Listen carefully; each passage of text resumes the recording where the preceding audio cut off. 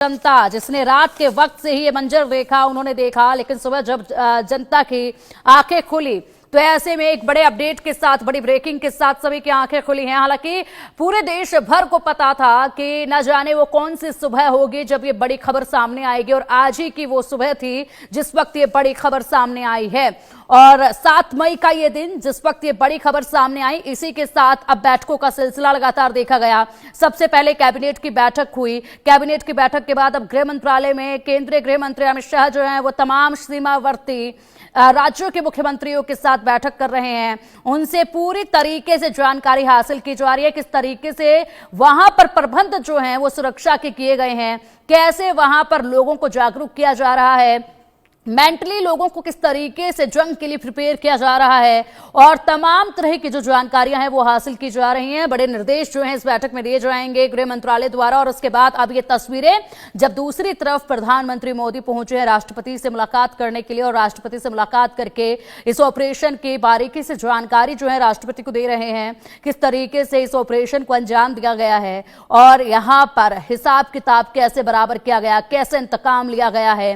सिंदूर operation बेहद बड़ा इतिहास जो है इस ऑपरेशन ने रखा है, क्योंकि देश के इतिहास में यह पहली बार हुआ जब प्रेस कॉन्फ्रेंस में आर्मी की कर्नल सोफिया कुरैशी और एयरफोर्स की विंग कमांडर व्योमिका सिंह ने ऑपरेशन के बारे में जानकारी दी थी। और इसी के साथ आज का जो दिन है वो इतिहास के पन्नों में रहेगा, क्योंकि जिस तरीके से यहां पर बड़ी कार्रवाई की गई है वो अपने आप में अद्भुत है। और बेहद अद्भुत इसलिए क्योंकि इस ऑपरेशन का नाम सिंदूर, जिससे साफ समझा जा सकता है कि सिंदूर का ही यहां पर बदला जो है वो लिया गया है।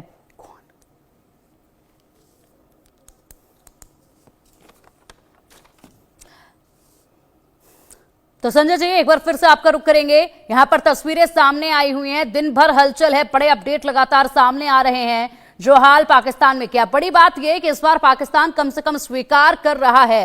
हालांकि बैठकों का सिलसिला वहां भी जारी है, लेकिन फिलहाल यहां की जो तस्वीरें हैं, भारत देश की जो तस्वीरें हैं बैठकों की, और इस वक्त जो टेलीविजन पर सीधा तस्वीर हम अपने दर्शकों को दिखा रहे हैं पीएम मोदी और राष्ट्रपति की, ये बेहद अद्भुत है, बेहद खास है, और मजबूती दिखाती हैं ये तस्वीरें भारत देश की।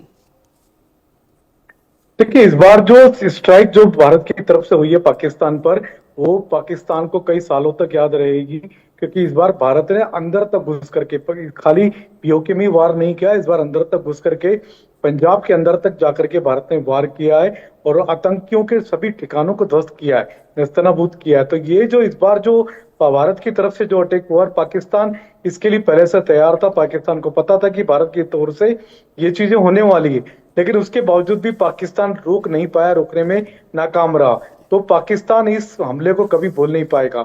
जहां तक राष्ट्रपति की बात है तो प्रधानमंत्री नरेंद्र मोदी गर्व के साथ राष्ट्रपति द्रौपदी मुर्मू से मिल रहे हैं और उनको सारी जानकारी दे रहे हैं। ऑपरेशन सिंदूर की सफलता की जानकारी दे रहे हैं, किस तरीके से सफलतापूर्वक ऑपरेशन करके भारत के राफेल फिर से भारत की धरती पर पहुंच चुके हैं। और इस ऑपरेशन की कामयाबी का मतलब है कि पाकिस्तान को भी स्वीकार करना पड़ रहा है कि हाँ, इस बार भारत ने हमारे लोगों को मारा है, अंदर आकर के हमला किया है। बिल्कुल, अंदर घुसकर ये हमला किया है। वो कहते हैं कि तुम छिप कर मारोगे तो हम अंदर घुसकर मारेंगे, और बिल्कुल वही उदाहरण जो है वो रख दिया है। और ऐसे में अब पाकिस्तान की तरफ से एक बार फिर से संजय जी वही गीदड़ भभकियां जो शुरुआत से सुन रहे थे दोबारा आने लगे हैं। सीज फायर का उल्लंघन करके ये जिस तरीके से खौफ पैदा करने की कोशिश कर रहे थे, ऐसे में पूरी तरीके से जिन कैंपों की ये सुरक्षा में जुटे हुए थे उन तमाम जगहों को ध्वस्त कर दिया गया है, उन तमाम जगहों को जो है पूरी तरीके से उनका खात्मा जो है वो कर दिया गया है। अभी भी यहाँ पर पाकिस्तान जो है वो लगातार गीदड़ भभकी दे रहा है, कह रहा है कि अब समय जो है हम तय करेंगे। देखिए, पाकिस्तान रिटेलिएट कर सकता है, पाकिस्तान रिटेलिएशन करेगा, इस बात की तैयारियां भारत को रखनी है। भारत रख रहा है इस चीज की, क्योंकि भारत को पता है कि पाकिस्तान बौखलाया हुआ है और किसी भी हद तक जाएगा। किसी भी हद तक जाने के पहले वो क्या क्या काम कर सकता है, क्या क्या रिटेलिएशन करेगा, तो भारत सरकार और भारतीय सेनाओं की तरफ से उसकी तैयारियां की गई है। चाक चौबंद नाकाबंदी कर ली गई है।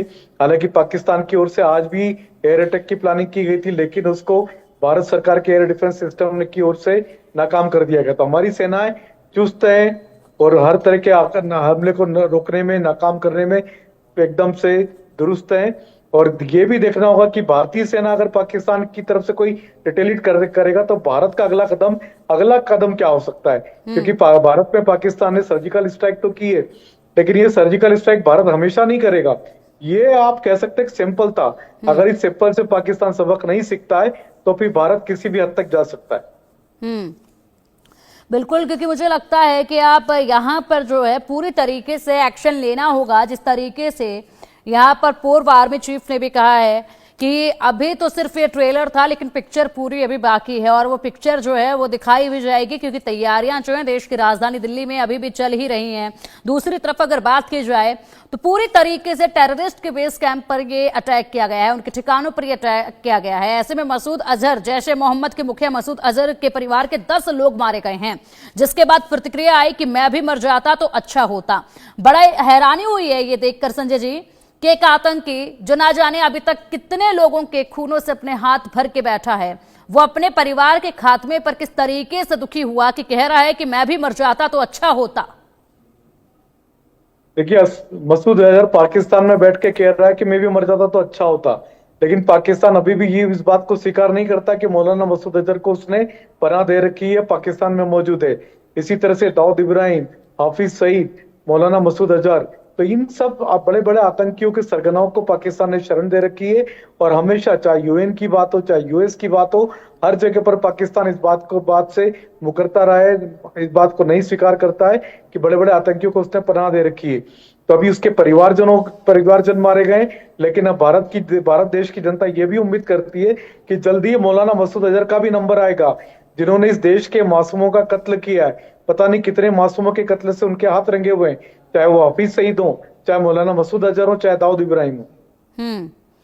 बिल्कुल, लगातार बड़े अपडेट सामने आ रहे हैं और एक बड़ा सवाल यहाँ पर ये भी बनता है, जिस तरीके से यहाँ पर अब पाकिस्तान जो तैयारियां कर रहा है, बैठकें कर रहा है और जवाब देने के लिए जिस तरीके से अंदाजा लगाया जा रहा है, क्या वाकई में पाकिस्तान का एयरबेस इतना मजबूत है कि वो इस तरीके से कोई कार्रवाई कर पाएगा? क्योंकि जिस तरीके से हालात पाकिस्तान के नजर आ रहे हैं, अभी तो वो अपनी अंदरूनी कलह से ही नहीं निपट पाता है, तो ऐसे में इस चीज का जवाब देने के लिए काबिल भी नजर आता है क्या पाकिस्तान?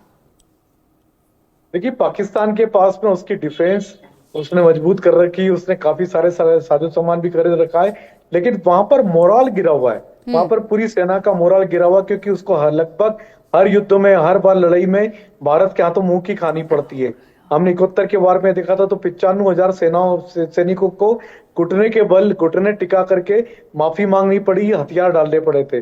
उसके बावजूद भी भारत ने उनके 95,000 सैनिकों को रिहा किया, उनको जाने दिया, उनकी जान बख्श दी।